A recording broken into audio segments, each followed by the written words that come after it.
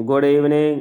Eight grade अभ्यास पुस्तिका सामाजिक विज्ञान कक्षा 6 की जो अपनी पाठ्य पुस्तक है उसकी जो विषय वस्तु है वह 3 भागों में डिवाइडेशन है। इससे पहले हमारे अतीत फर्स्ट इतिहास का पार्ट कंप्लीट हो चुका है। आज हम सेकंड पार्ट पृथ्वी हमारा आवास भूगोल का चैप्टर नंबर लेसन नंबर 5 शुरू करेंगे और समझते हुए चलेंगे। फर्स्ट प्रश्न है, कर्क रेखा किन किन महाद्वीपों से गुजरती है? कर्क रेखा है जो अपने 3 महाद्वीपों से होकर गुजरती है, एशिया, अफ्रीका, उत्तर अमेरिका। आप इस स्थिति को ऐसे समझ सकते हैं जैसे अपनी ये पृथ्वी है और पृथ्वी के बीच में भूमध्य रेखा या 0 डिग्री अक्षांश रेखा भी कहते हैं स्थित है।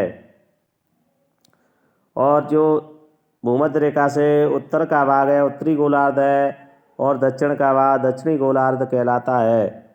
उत्तर में 23.5 डिग्री उत्तरी अक्षांश को कर्क रेखा और 23.5 डिग्री दक्षिणी अक्षांश को मकर रेखा कहते हैं। अतः जो महाद्वीप भूमध्य रेखा से उत्तरी भाग में है अर्थात कर्क रेखा उन्हीं महाद्वीपों से गुजरती है, एशिया, अफ्रीका, उत्तर अमेरिका। चलते हैं अगले नेक्स्ट क्वेश्चन नंबर, किस महाद्वीप से कर्क रेखा, मकर रेखा और विषुवत रेखाएं गुजरती हैं? इसका राइट आंसर होगा अफ्रीका महाद्वीप, क्योंकि हमने तुम्हें बताया था कि यह दक्षिणी गोलार्ध में स्थित महाद्वीप है और यहाँ पर इस महाद्वीप का विस्तार इतना है कि तीनों रेखाएं इस महाद्वीप से होकर गुजरती हैं। चलते हैं अगले क्वेश्चन नंबर 3 पर। प्रश्न 3, एशिया महाद्वीप हिंद महासागर की किस दिशा में स्थित है? तो आपने जो विश्व का मानचित्र है, वर्ल्ड मानचित्र मैप देखा होगा, उसमें जो एशिया महाद्वीप है वह हिंद महासागर के, इसका राइट आंसर होगा सी, उत्तर दिशा में स्थित है।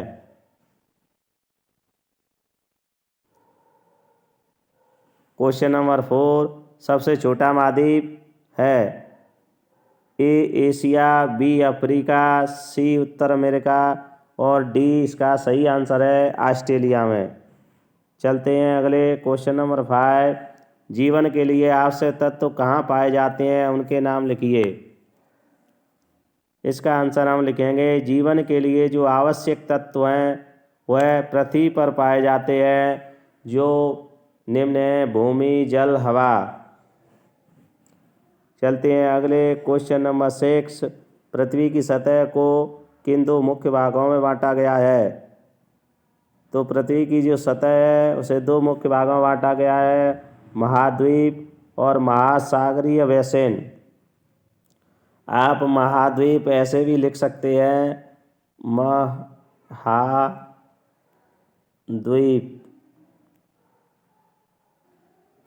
ऐसे भी लिख सकते हैं और जो लिखा हुआ है ये भी सही लिखा हुआ है, वास्तविक माने तो ये ही सही होता है। चलते हैं अगले क्वेश्चन नंबर 7 पर, किसी स्थान की ऊंचाई समुद्र तल से ही क्यों मापी जाती है? इसका आंसर लिखेंगे, समुद्र जल का तल सभी जगह समान होता है, इसलिए किसी स्थान की ऊंचाई समुद्र तल से मापी जाती है, जिसे शून्य माना जाता है। वीडियो को रोककर आप इसका आंसर लिख सकते हैं। चलते हैं अगले क्वेश्चन नंबर 8 पर, जो रिक्त स्थान दिए हुए हैं उनकी आपको पूर्ति करनी है। जैसे फर्स्ट है, विश्व की सबसे ऊंचा शिखर, विश्व का जो सबसे ऊंचा शिखर है वह कौन सा है? Mount Everest. विश्व का सबसे गहरा गर्त मैरियाना गर्त। विश्व का सबसे बड़ा मरुस्थल सहारा मरुस्थल। विश्व का सबसे बड़ा महाद्वीप एशिया महाद्वीप है। इस तरह आप इनके आंसर रिक्त स्थान की पूर्ति कर सकते हैं। वीडियो को रोककर आप इन्हें लिख सकते हैं। चलते हैं अगले क्वेश्चन नंबर 9 पर, महासागरों में असीमित मात्रा में जल उपलब्ध होने के बाद भी हम पीने के लिए इसका उपयोग क्यों नहीं कर सकते? इसका आंसर लिखेंगे, महासागरों का पानी अधिक खारा होने के कारण हम उसका पीने के लिए उपयोग नहीं कर सकते हैं, क्योंकि यह बहुत ही ज़्यादा खारा है, पीने योग्य नहीं है।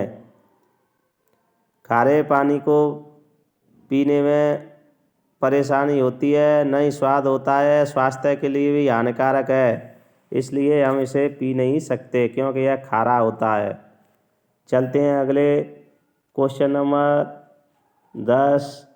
आपको जो वायुमंडल में पाए जाने वाली गैसों की जो मात्रा नीचे तालिका में लिखी है, वैसे तो इनकी मात्रा लगभग में होती है 78 पॉइंट से ऊपर होती है, ये 20 पॉइंट कुछ होती है, लेकिन जो अपनी पाठ्य पुस्तक 37 पेज नंबर पर दिया हुआ है उसके अनुसार हमने यहाँ पर लिखी है। ऑक्सीजन 21%, नाइट्रोजन 78% और कार्बन डाई आर्गन एंड 1% में आती हैं। चलते हैं अगले क्वेश्चन नंबर 11। महासागरीय जल की विभिन्न गतियों के नाम लिखिए। महासागरीय जल की 3 मुख्य गतियां हैं। नंबर 1 तरंगें, नंबर 2 ज्वार भाटा, नंबर 3 महासागरीय धाराएं। चलते हैं अगले क्वेश्चन नंबर 11 पे, हो चुका है अपना कंप्लीट। 12 पर चलते हैं। पर्वतारोहियों को अपने साथ ऑक्सीजन सिलेंडर लेकर क्यों जाना पड़ता है? इसका आंसर लिखेंगे, पहाड़ों पर पर्वतारोहियों को हवा के घनत्व में कमी होने के कारण सांस लेने में कठिनाई होती है। ऊंचाई पर सांस लेने के लिए उन्हें अपने साथ ऑक्सीजन सिलेंडर लेकर जाना पड़ता है। इस तरह आप इसका जो आंसर है वीडियो को रोक कर लिख सकते हैं। आपको बता दें, पर्वतों पर ऊंचाई पर जाने पर वायु का घनत्व कम होता है, इसलिए वायु दाब बढ़ जाता है। इससे जो श्वास है लेने में परेशानी होती है, इसलिए ऑक्सीजन का सिलेंडर है वह ले जाना पड़ता है। आपको अगर वीडियो पसंद आए तो चैनल को सब्सक्राइब जरूर कर लेना, जिससे कि आपको सभी कक्षाओं और सभी विषयों की वीडियो सबसे पहले प्राप्त हो सके। चलते हैं अगले क्वेश्चन नंबर 13। जीव मंडल की प्रमुख विशेषताएं लिखिए। जो जीव मंडल की प्रमुख विशेषताएं हैं अपने पृष्ठ क्रमांक 38 पर जो दी हुई हैं, उनमें सबसे पहली है नंबर 1, यह वह भाग है जहाँ जीवन संभव है। नंबर 2, जीव मंडल के प्राणियों को मुख्यतः 2 भागों में डिवाइड किया गया है, जंतु जगत, पादप जगत। सभी प्राणी जीव मंडल से जुड़े हैं। इस तरह आप इसका आंसर वीडियो को रोककर लिख सकते हैं। चलते हैं अगले क्वेश्चन नंबर 14। नीचे दिए गए मानचित्र में विश्व के विभिन्न महाद्वीप, महासागर, कर्क रेखा, मकर रेखा, विषुवत रेखा को दर्शाइए। इसको आपको समझ में आ रहा होगा, साफ साफ दिखाई दे रहा होगा। मैप को बड़ा करके भी देख सकते हैं। जैसे ये अपने महाद्वीप हैं, एशिया, यूरोप, उत्तर अमेरिका, अंटार्कटिका, दक्षिण अमेरिका। इस तरह आप भर सकते हैं। ये अपनी तीनों रेखाएं हैं, कर्क रेखा, विषुवत रेखा, मकर रेखा। इधर ऑस्ट्रेलिया महाद्वीप है ये, और प्रशांत महासागर यहाँ पर आपको दिखाई दे रहा है। इस तरह आप इस मैप को यहाँ से आसानी से भर सकते हैं। अगर वीडियो पसंद आई है तो सब्सक्राइब कर लेना, जिससे आपको सभी कक्षाओं और सभी विषयों की वीडियो सबसे पहले जब हम डालें तो आपके पास पहुंच सके। लाइक एंड सब्सक्राइब और शेयर ज़रूर करना। अगर कोई पॉइंट समझ में नहीं आए तो कमेंट बॉक्स में आप लिखना, हम आपको समझाने की द्वारा कोशिश करेंगे। धन्यवाद।